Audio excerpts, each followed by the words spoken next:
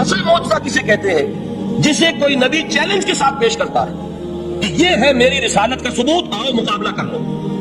حضرت موسیٰ علیہ السلام کے جو اصل معجزے تھے وہ دو تھے، ایک عصا جس کا کہ مقابلہ کیا، آپ کو معلوم ہے کہ فرعون نے تمام جو جادوگر تھے پورے مملکت کے انہیں جمع کیا اور مقابلہ کیا۔ تو جس چیز کو کہ پیش کیا جائے چیلنج کے ساتھ کہ آؤ تو مقابلہ کر لو، وہ اصل معجزہ ہوتا ہے اس نبیوں کا شکر۔ تو حضور صلی اللہ علیہ وسلم کا اصل معجزہ، یعنی معجزات آپ یہ موالدے میں مبتلا نہ ہو، میں بقیہ معجزات کی نفی نہیں کر رہا، یہ واقعات اپنی جگہ حق ہے کہ حضور کو پتھر سلام کرتے تھے۔ حضور صلی اللہ علیہ وسلم جس کھجور کے تنے کے ساتھ ٹیک لگا کر خطبہ دیا کرتے تھے، جبکہ ابھی مسجد نبی میں ممبر نہیں بنا تھا، جب تعداد زیادہ ہو گئی مسلمانوں کی اور ضرورت محسوس ہوئی کہ ذرا بلند مقام پر کھڑے ہو کر آپ خطبہ ارشاد فرمائیں، تو پھر وہ ممبر بنا کر رکھا گیا۔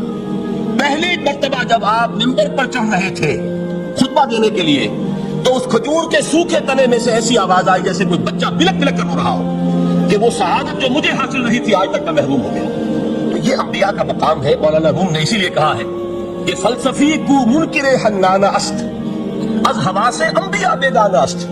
فلسفی اور عقلیت پرست انسان وہ تو حنانہ کا انکار کر دے گا، کیسے ممکن ہے سوکھا تنا اور اس کے اندر سے بچے کی طرح بلکنے کی ہمارے چینل کو سبسکرائب کریں آواز آئے، لیکن یہ اس لیے کہ وہ انبیاء کے خصوصی احوال جو ہے ان کو جانتا نہیں۔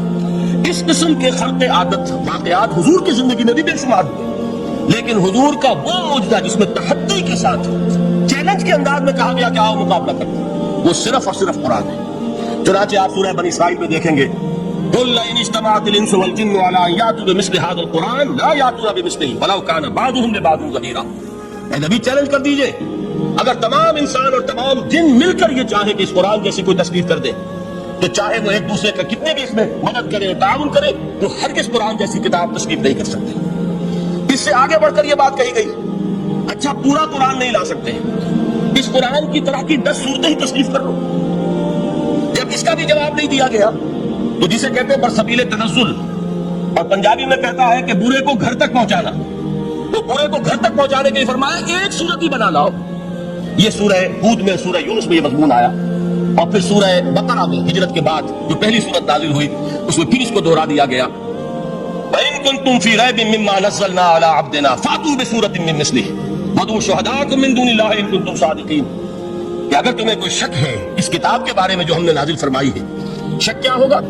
شک اسی بات میں ہوگا کہ شاید یہ محمد کا اپنا کلام ہے صلی اللہ علیہ وسلم، یا کوئی اور انسان ہے جو انہیں سکھا پڑھا رہا ہے۔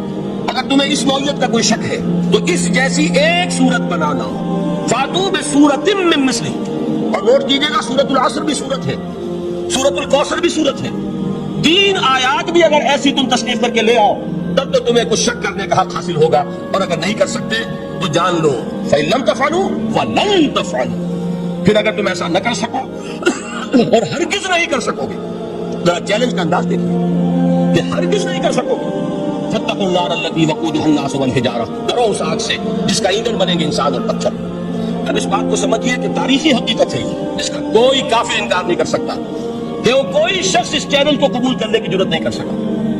اگر جھوٹ موٹ کو بھی کوئی کھڑا ہو جاتا اور کہتا کہ ٹھیک ہے میں نے یہ ایک صورت بنائی ہے اور میرا دعویٰ یہ ہے کہ یہ قرآن جیسی ہے، تو ایک کنٹروورسی تو پیدا ہو جاتی نا۔ کچھ لوگ چاہے کہتے کہ نہیں یہ قرآن کے سطح کی نہیں ہے، لیکن یہ کہ اس کا دعویٰ تو ہو جاتا۔ لیکن تاریخ یہ بتا رہی ہے کہ سرے سے کسی شخص نے اس کی جرت نہیں کی، اس درجے وہ قرآن سے مرعوب ہوئے۔ تو حضور کا سب سے بڑا معجزہ جو آج تک زندہ ہے، اس کو ذہن میں رکھیے، میں نے جو حضرت موسیٰ حضرت عیسیٰ کے معجزات گنوائے ہیں وہ در حقیقت ان کی اپنی ذات کے ساتھ تھے۔ ید بیضا موسیٰ کے ساتھ تھا، عصا معجزہ اس وقت تھا جب موسیٰ کے ہاتھ میں تھا، اس کے بعد 250 برس تک وہ صندوق سکینہ جو ہے، تابوت سکینہ، اس میں وہ عصا رکھا رہا، لیکن اب وہ معجزہ نہیں تھا، وہ سوکھی لکڑی تھی، اس کے سوا کچھ نہیں۔ تو تمام انبیاء اور رسول کے معجزے ختم ہو گئے، وہ ان کی ذات کے ساتھ تھے۔ محمد الرسول اللہ کی رسالت دائمی ہے تا قیام قیامت، لہذا معجزہ بھی آپ کا دائمی ہے، وہ معجزہ آج بھی موجود ہے۔ البتہ میں ادھر ضرور توجہ دلاؤں گا کہ قرآن مجید کے اعجاز کے 3 پہلو ہیں۔ پہلا پہلو، اور زیادہ تر اسی کی طرف توجہ زیادہ ہوئی ہے، وہ ہے قرآن کی فصاحت، بلاغت، ادبیت، اس کی چاشنی۔ ظاہر بات ہے کہ اس کا شعور اور ادراک صرف عربوں کو ہو سکتا ہے، بلکہ میرے خیال میں ناراض نہ ہوں اہل عرب، تو آج کے عربوں کو بھی نہیں ہو سکتا۔ یہ اسی دور کے عرب، ان کی اپنی جو اس وقت کی زبان تھی، उस जबान में फुसहा, बुलगा, शुअरा, खुतबा, उनको इतना जोर था कि वो बाकी पूरी दुनिया को कहते थे ये गूंगे हैं, बोलना हमें आता। खतीब हम हैं, शायर हम हैं, खुतबा हम दे सकते हैं, शेर हम कह सकते हैं, बाकी सब तो अजमी है, गूंगे हैं। इनके अंदर न फसाहत है, न बलागत है, न इनके कलाम में चाशनी है, न उसके अंदर कोई शिको है। ये दावा जिन्हें था, जब उनके मुंह बंद हो गए कुरान को सुनने के बाद कि इस कलाम का कोई मुकाबला मुमकिन नहीं है, जो उनके सबाए मुअल्लका के शोरा में से आखिरी शायर वो ईमान ले आए। उसके बाद जब उनसे कहा गया कि अब आप शेर नहीं कहते, हजरत उमर ने एक मरतबा उनसे सवाल किया, क्या बात है, अब आपने शेर कहने छोड़ दिए? तो उनका जवाब यह था, अब बादल कुरान, क्या कुरान के बाद भी इसका इम्कान है कि कोई शख्स अपनी फसाहत और बलागत का कोई इजहार करना चाहे? जो तो फसाहत और बलागत की एक मेराज है कि जिस तक के अब किसी इंसान की रसाई मुमकिन नहीं। तो फसाहत और बलागत जो है कुरान की, उसकी अदबियत, दर हकीकत इसका इदराक तो हो सकता है सिर्फ अहले जुबान को।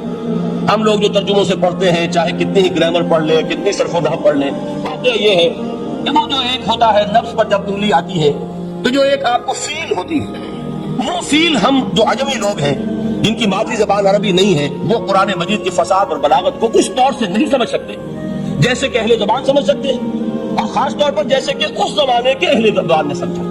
आज चूंकि अरबी जबान वैसे तो जो उसकी फसीह लैंग्वेज है वो चूंकि जो अपनी असल पर कायम है वो इसी कुरान के तुफैल और कुरान के सत्ते कायम है, वरना दुनिया में कोई दूसरी जबान नहीं है कि जो 1500 बरस तक इतनी प्योर रह जाए, उसमें तब्दीली आती है। खुद उर्दू जो है 300 बरस की उर्दू, दक्कन की उर्दू, जरा उसको कभी पढ़िए तो आप हैरान होंगे कि ये उर्दू जबान है और आज की उर्दू कोई और है। ये सिर्फ 200-250 बरस के अंदर ये इनकलाब उर्दू में हो चुका है। अरबी जबान 1500 बरस से वो कायम है अपने उसी जगह पर, और वो सिर्फ कुरान का एजाज और कुरान का सत्ता है। लेकिन बाकी जो असल में बोली जाने वाली जबान है वो बहुत बदल चुकी है। लिहाजा तमाम अहले अरब के लिए भी अब कुरान के इस पहलू को सही तौर पर समझना मुमकिन नहीं है। कुरान की जो एजाज के 2 पहलू है वो है दर हकीकत जो मेरी और आपकी तवज्जो के खास तौर पर दर हकीकत हकदार है और हमें उनकी तरफ तवज्जो करनी चाहिए। बदकिस्मती से उसकी तरफ आम तौर पर उलमा ने तवज्जो नहीं की, उसकी सिर्फ अदबियत ही का चर्चा होता है। असल में कुरान मजीद इल्म इंसानी की मेराज, फिक्र, फलसफा, हिकमत, कुरान की अबदी हिकमत, कुरान का अबदी फलसफा, कुरान इंसानी मसाइल का जो हल देता है, कुरान ने सोशल साइंसेस में जिस तरीके से रहनुमाई की है, ये 2 पहलू हैं उसके एजाज के, जिसकी कि आज हमें जरूरत है कि हम उसका शऊर और इदराक हासिल करें। इसके ज़िम्मन में मैं खास तौर पर अल्लामा इकबाल का नाम देना चाहता हूँ। मेरे नजदीक इस दौर में कुरान मजीद के इस एजाज और उसके एक मौजज़ा होने के लिए सबसे बड़ी दलील अल्लामा इकबाल की शख्सियत है। वजह क्या है कि अल्लामा इकबाल उलमा के तबके में से नहीं थे। जाहिर बात है कि जिनका पूरा जो है जिनकी जिंदगी गुजरती हो काल अल्लाह काल रसूल में, उनके दिलों में अज़मत कुरान की, उनके दिलों में हुजूर की मोहब्बत, ये तो समझिए कि होनी ही चाहिए। उनके शब रोज इसी में गुजरते हैं। लेकिन ये कि एक ऐसा शख्स जिसकी तालीम है कॉलेजों की, यूनिवर्सिटियों की, जिसने मशरिक और मगरिब के फलसफे खरवाल डाले, वो शख्स, और वो भी उस दौर में जबकि हम पर मगरिब से मरूबियत बहुत शदीद थी। आज तो वो मरूबियत बहुत कम हो चुकी है। आज तो हमारा आम नौजवान जो है वो आंखों में आंखें डालकर बात करता है, उसमें खुद एतमादी है। हमारा भी अपना एक माशी निजाम है, हमारा अपना एक सियासी निजाम है, हमारा एक अपना समाजी निजाम है, हमारी अपनी सोशल वैल्यूज है। आज का नौजवान अल्हम्दुलिल्लाह इहया इस्लाम की जद्दोजहद जो है वो मरहला दर मरहला बहरहाल आगे बढ़ रही है। वक्त लगेगा, लेकिन ये कि इसमें यकीनन तरक्की हुई है। उसी का मजर यह है कि खुद एतमादी है, वी हैव कॉन्फिडेंस। हम जानते हैं कि इस्लाम एक दीन है, मुकम्मल दीन है, इसके पास जिंदगी के तमाम मसाइल का हल है। लेकिन यह है आज 1985 की बात। अल्लामा इकबाल इस सदी के आगाज में गए हैं यूरोप, जबकि हम महकूम थे अंग्रेज के। एक हाकिम कौम के यहाँ जाकर उससे मरूबियत कितनी शदीद उस वक्त थी। जो जाता था अक्सर और बेशतर जो है वापस आता था तो खड़े होकर पेशाब करता था, वो नहीं समझता था, इसलिए कि उसने वहां पर लोगों को यही करते देखा। उनका लिबास, उनकी वज़ाफ़त, उनकी तहजीब, उनका तमद्दुन, हर तरह से उनके गुण गाता हुआ, उनके लिए वो बहुत कसीदे जो है तारीफ के कहता हुआ आता था। लेकिन एक अल्लामा इकबाल की शख्सियत वो है कि वो ये खुद कहते हैं कि मैं इस आग में डाला गया हूँ मिस्ले खलील, मगरबी तहजीब के इस अलाव में मुझे इस तरह डाला अल्लाह ने जैसे कि हजरत इब्राहिम को आग में डलवाया। मैं उस तहजीब के उस अलाव के अंदर से होकर आ रहा हूँ और मैंने ये देख लिया कि ये तहजीब खोखली है, इसके अंदर कोई पायदारी नहीं है, नजर को खीरा करती है तब चमक तहजीब हाजिर की, ये सन्नाई मगर झूठे नगों की रेजाकारी है।